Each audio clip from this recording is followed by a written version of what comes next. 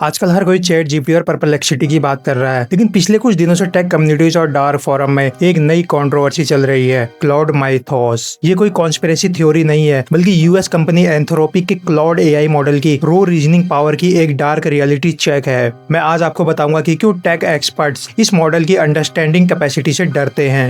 अगर आपको लगता है कि एआई सिर्फ ईमेल्स लिखने और आपकी छोटी मोटी प्रॉब्लम्स का सॉल्यूशन देने के लिए है, तो इस वीडियो को ध्यान से देखिए, क्योंकि आज मैं आपको दिखाऊंगा कि जब एक मशीन ह्यूमन साइकोलॉजी को इंसान से बेहतर समझने लगती है तो वो कितनी खतरनाक हो सकती है। पॉइंट यह है कि क्लाउड दूसरे एआई मॉडल से अलग तरीके से फंक्शन करता है। इसका खतरा इसकी कोडिंग में नहीं, बल्कि इसकी कॉन्टेक्चुअल डेप्थ और साइकोलॉजिकल रीजनिंग में है। क्लाउड को कॉन्स्टिट्यूशनल एआई के कॉन्सेप्ट पर ट्रेन किया गया है। इसका मतलब है कि इसके पास एक इंटरनल रूल बुक है कि क्या सही है और क्या गलत। लेकिन डार्क रियलिटी है कि किसी भी चीज को रोकने का रूल बनाने के लिए उस एआई को उस बुरी चीज, क्राइम, मैनिपुलेशन या हैकिंग का 100% परफेक्ट नॉलेज होना चाहिए। क्लाउड का इंटरनल सिस्टम नेगेटिव पैटर्न्स को इतनी डीपली समझता है कि अगर उसका सेफ्टी फिल्टर बाईपास हो जाए तो वो दुनिया का सबसे बड़ा साइकोलॉजिकल मैनिपुलेटर बन सकता है। ऐसा क्यों है? इसका प्रैक्टिकल कारण है मेटा अवेयरनेस। नॉर्मल एआई सिर्फ डेटा को प्रोसेस करता है और आउटपुट देता है, पर क्लाउड के पास ह्यूमन इंटेंशन को प्रिडिक्ट करने की एबिलिटी है। जब कोई हैकर या बैड एक्टर इंटरनेट पर मास मैनिपुलेशन करना चाहता है तो उसको इंसानी दिमाग की वीक पॉइंट चाहिए होते हैं। क्लाउड का सिस्टम ह्यूमन बायसेस, डर और इमोशनल ट्रिगर्स को मैथमेटिकली मैप कर सकता है। ये सिर्फ एक कोड जनरेटर नहीं है, ये एक हाईली एडवांस पैटर्न रिकग्नाइजर है।